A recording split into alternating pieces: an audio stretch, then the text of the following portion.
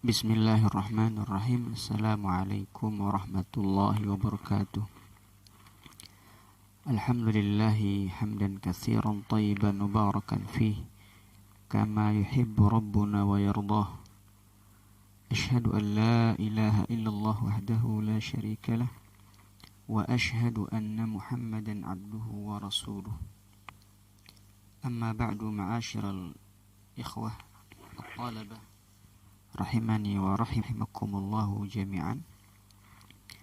Alhamdulillah, fi hadhihi al-fursa at-tayyibah nastati'u an nuwasil wa nukmil dirasatana fi maddati al-akhlaq. Wa tawaqqafna fi usbu'il madi في الأدب السادس. من منكم يذكر لنا الآداب الستة التي درسناه في الأسبوع الماضي؟ تفضلوا. الأول، الثاني، الثالث، نعم، الرابع،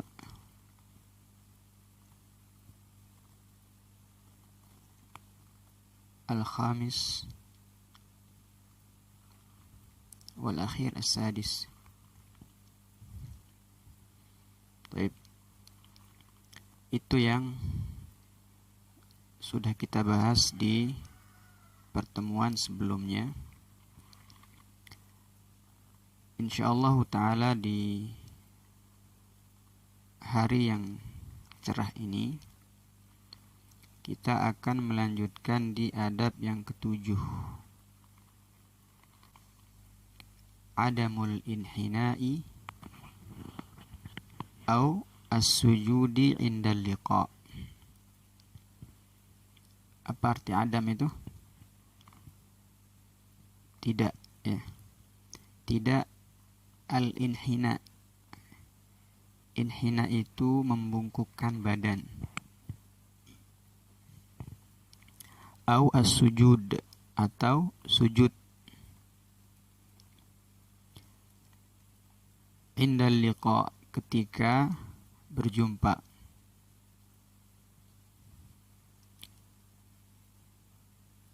Al-inhina dan sujud ini biasanya seseorang bertemu dengan orang yang ia kagumi. Biasanya ia bertemu dengan orang yang dia anggap sangat-sangat berilmu. Kalau yang pernah Anda lihat itu ada seorang santri sujud kepada kiainya atau sujud kepada tuan gurunya. Ini yang sering terjadi. Adapun kepada orang yang biasa ketemu dengan orang biasa, maka perilaku seperti ini atau perbuatan seperti ini tidak akan terjadi. Baik.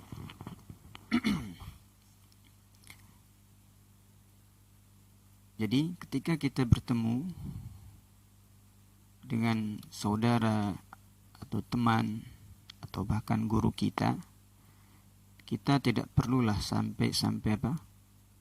Sampai ruku di depan guru kita ataupun sujud kepadanya. Sekali lagi, ini bukan hal yang mustahil untuk terjadi. Seperti saya katakan tadi, ini benar-benar terjadi, ya. Perilaku seperti ini masih ada kaum muslimin yang melakukannya. Tentu cara menghormati guru seperti ini, cara menghormati ustadz atau kiai seperti ini terlalu terlalu berlebihan. Meskipun ada riwayat yang mengisyaratkan bahwasanya sujud kepada seseorang itu hal dibolehkan, namun para ulama memberikan syarat-syarat apabila seseorang ingin sujud kepada seorang guru. Di antara dalil bahwasanya kita tidak boleh membungkukkan badan kita, menundukkan badan kita ketika kita berjumpa atau bertemu dengan seseorang adalah hadis Anas ibn Malik radhiyallahu anhu. Qala, beliau mengatakan, qala rajulun, salah seorang sahabat berkata kepada Rasul sallallahu alaihi wasallam, ar-rajulu minna yalqa akhahu, seseorang dari kami yalqa akhahu, yalqa itu apa? Berjumpa atau bertemu dengan saudaranya, au sadiqahu, atau temannya, ayanhani lahu, apakah dia harus membungkukkan badannya? Qala la, Nabi menjawab, tidak. Qala afayaltazimuhu wa yuqabbiluh, kemudian sahabat tadi bertanya kembali, apakah dia memeluknya dan menciumnya? Qala la, kemudian Nabi menjawab, tidak perlu. Qal afaya'khudhu biyadihi wa yusafihuhu, kata sahabat tadi, apakah kalau begitu dia mengambil tangannya lalu berjabat tangan dengannya? Qala na'am, kemudian Nabi sallallahu alaihi wasallam menjawab iya.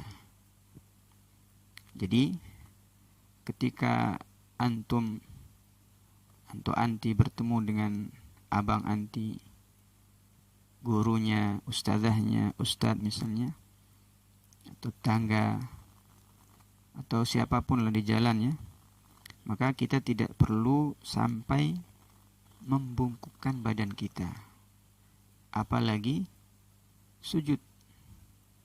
Tapi cukup dengan salam lalu berjabat tangan, itu sudah cukup sebagaimana yang sering dilakukan oleh Nabi sallallahu alaihi wasallam.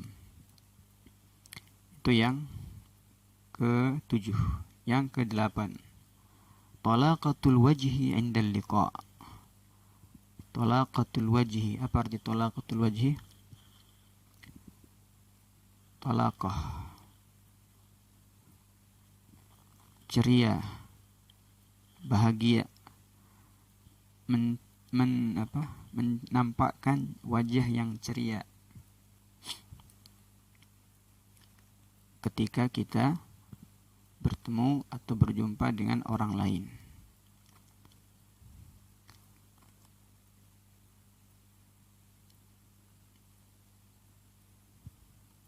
Adab ini sangat penting untuk kita pahami dan perhatikan, dan juga yang paling penting lagi adalah untuk kita praktikkan, yaitu adab selalu menampakkan wajah yang ceria ketika kita bertemu dengan orang lain.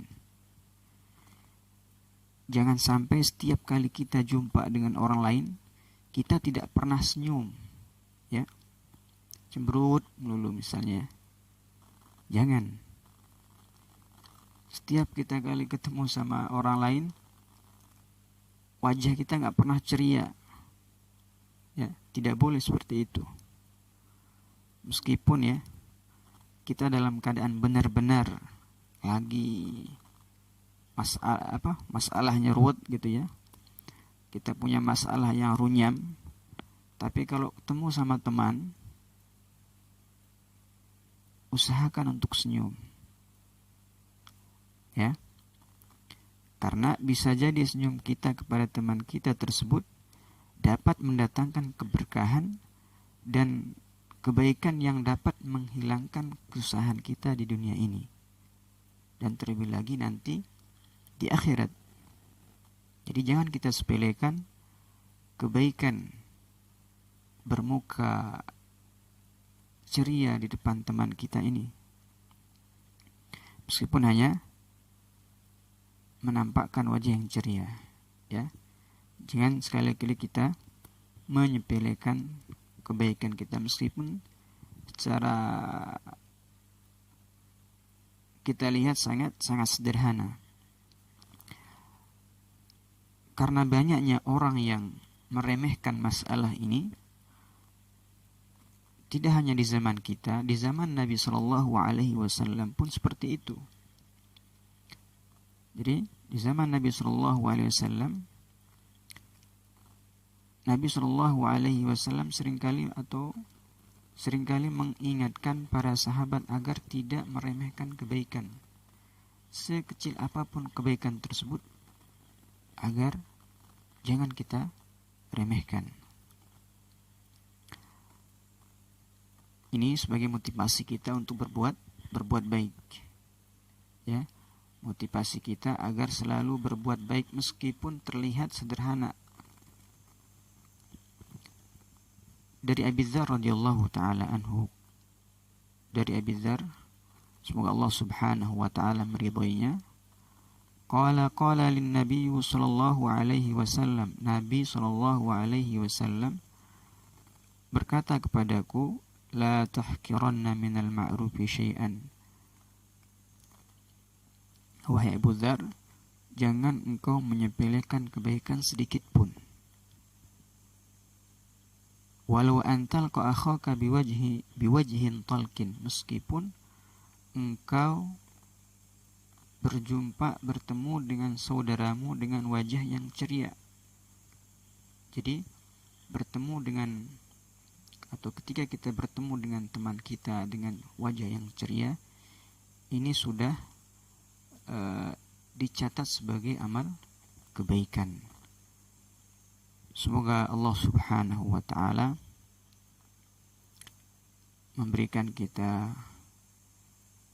kekuatan dan istiqamah untuk mempraktikkan adab yang ke-8 ini. Amin ya rabbal alamin. Yang ke-9, al-qiyamu lil qadim ikraman lahu la ta'ziman. Al-qiyamu lil qadim ikraman lahu la ta'ziman. Al-qiyam itu apa? Berdiri, lil qadim, li untuk, al-qadim orang yang datang. Berdiri untuk orang yang datang, ikraman. Ikraman itu dalam rangka menghormati, ya. Dalam rangka menghormati, memuliakan.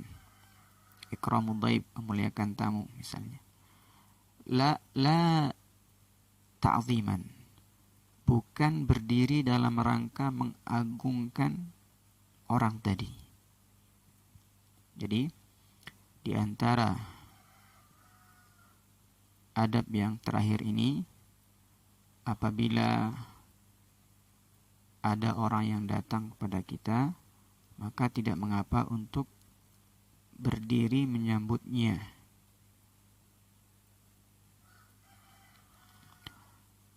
Para santri-santriwati yang semoga dirahmati oleh Allah Subhanahu wa taala, kalau suatu saat nanti antum didatangi oleh tamu antum misalnya, maka jangan hanya duduk, ya. Sambutlah mereka dengan sambutan yang hangat, dengan cara berdiri, tidak mengapa. Terlebih kalau yang datang ke rumah antum tuh bawa barang yang banyak misalnya. Karena menurut Syekh Utsaimin rahimahullah, tidak mengapa berdiri untuk menyambut orang yang baru tiba. Ketika beliau mensyarah hadis ini di Riyadhus Shalihin, beliau mengatakan tidak apa-apa berdiri untuk menyambut orang yang baru tiba. Beliau mengatakan karena dalil dari sunnah Nabi SAW, baik yang bersifat perintah dari Nabi untuk berdiri, persetujuan dan juga perbuatan itu ada. Berdiri yang dilarang adalah berdiri yang didasari rasa pengagungan, ta'ziman, ya, mengagungkan kepada orang yang baru tiba tersebut. Dan adab ini pernah diamalkan oleh para sahabat, seperti dalil dari yang ke-9 ini.